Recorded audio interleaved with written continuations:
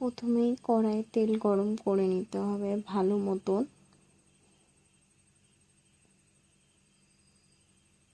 তেলটা যখন একটু ধোঁয়া উঠবে, তেলটা দিয়ে যখন একটু ধোঁয়া উঠবে তখন আমরা আলুগুলো দেবো। আলুগুলো আমরা দিয়ে নিয়েছি। এবার আলুগুলোকে ভালো করে লাল লাল করে ভাজতে হবে। এখানে আমি মোট 3টে মতন ছোট ছোট আলু নিয়েছি। আলুগুলোকে ভালো করে লাল লাল করে ভেজে নেব আমরা তেলটার মধ্যে। আলুগুলোকে ভাজতে মোট 2-3 মিনিট লাগবে। তো আলুগুলোকে আমরা ভালো মতন ভেজে নেব লাল লাল করে। তার মধ্যেই আমরা নুন দিলাম 1 চামচ মতো। এখানে যা নুন পড়বে সেটাই তরকারিতে দেওয়া হবে, আর আমরা এক্সট্রা নুন দেবো না। আলুটা ভাজার মধ্যেই নুন হলুদ দিয়ে নিলাম। নুন হলুদ কিন্তু আর তরকারিতে যাবে না। তো 1 চামচ নুন ও 1 চামচ হলুদ দিয়ে নিলাম আমরা। দিয়ে এখানে আদা বাটা,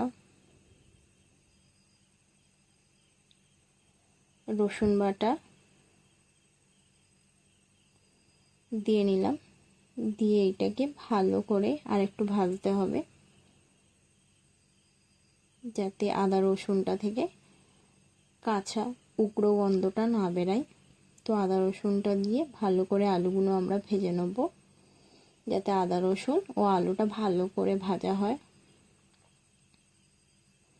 দিয়ে এটাকে ভালো করে নেড়ে ছেড়ে আমরা 2-3 মিনিট ভাজবো যাতে আদা রসুনের গন্ধটাও চলে যায় আর আমাদের আলুটাও ভাজা হয়ে যায় ভালো মতো।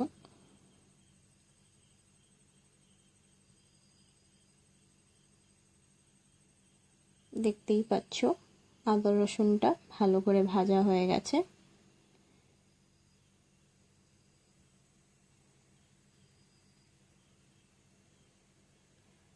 এর মধ্যে আরেকটু আমরা পেঁয়াজ বাটাও দিয়ে নিলাম।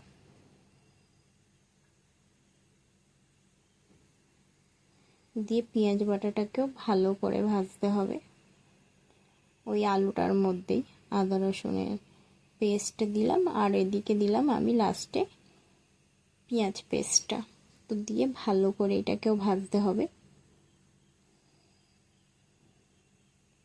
ভাজার পরে এটা মনে রাখতে হবে যাতে মশলাটা পুড়ে না যায়।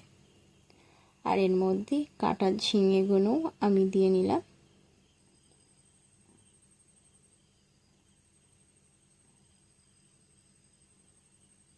সব ঝিঙেটা আমি ওই আলুটার মধ্যেই দিয়ে দিচ্ছি। ঝিঙেগুলো আমি কিন্তু আগে ভালো করে কেটে ধুয়ে নিয়েছি। তো এবার এটাকে ভালো করে নাড়তে হবে যাতে মশলাটা ঝিঙের গায়েও লাগে। ঝিঙেটা কিন্তু আমরা আগে ভাজিনি। ঝিঙেটা আগে ভাজলে ঝিঙেটা থেকে প্রচুর জল বেরাতো আর ঝিঙেগুলো আমাদের গলে যেত তরকারির মধ্যে, আর আমরা ঝিঙেই পেতাম না। তো তাই জন্যে একটুখানি ভেজে নিলাম। আর ওর থেকে দেখলে ঝিঙের থেকে কত জল বেরালো। তো এটাকেও আমরা ভালো করে জলটা শুকিয়ে ভালো করে ঝিঙেটাকেও ভেজে নিচ্ছি। আর তার মধ্যেই 1 চামচ লঙ্কা গুঁড়ো দিলাম।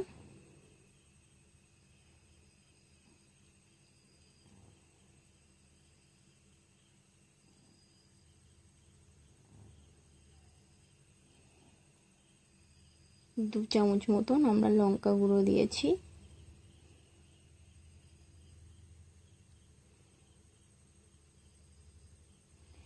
দিয়ে 1 চামচ মতন আমরা জিরে গুঁড়ো দেব। এই যে 1 চামচ মতন জিরে গুঁড়ো দিয়েছি আমরা। এদিকে কিন্তু জিরে মরিচ দুটোই একসাথে মিক্স করা ছিল। তো এটাই দিয়ে ভালো করে আরেকটুখানি আমরা নাড়িয়ে চাড়িয়ে নেব যাতে লঙ্কা গুঁড়ো, জিরে গুঁড়ো আর মরিচ গুঁড়োটাও ভালো করে সবজির মধ্যে লেগে যায়। আর ঝিঙের জলটাও কিন্তু বেশ মরে এসছে।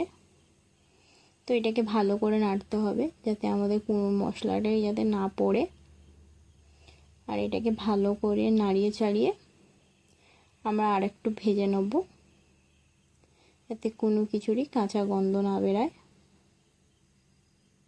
এই যে ঝিঙেটাকে ভালো করে ভেজে নিচ্ছি।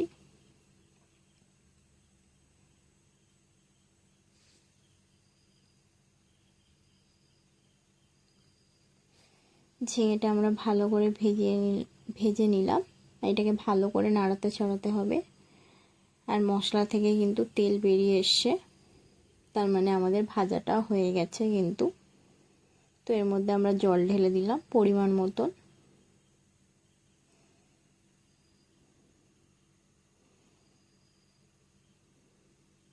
জল ঢেলে আর একটু নাড়িয়ে চাড়িয়ে নিলাম আমরা, যাতে মশলাটা কড়ার নিচে না লেগে থাকে। এবার তরকারির ঝোলও আমাদের ফুটে এসে খুব ভালোভাবে ফুটে গেছে। তো আমি চিংড়ি মাছগুলো দিয়ে নিলাম। চিংড়ি মাছগুলো কিন্তু আগেই ভাজা ছিল, তো আমরা চিংড়ি মাছগুলোও দিয়ে নিলাম।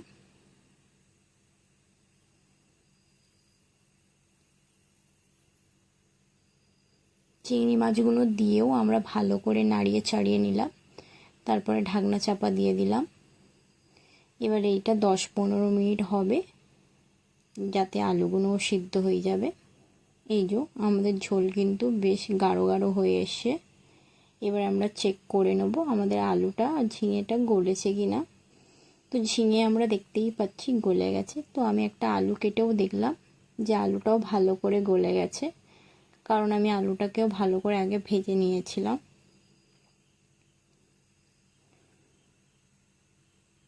ঝোলটাও বেশ গাঢ় গাঢ় হয়ে এসছে।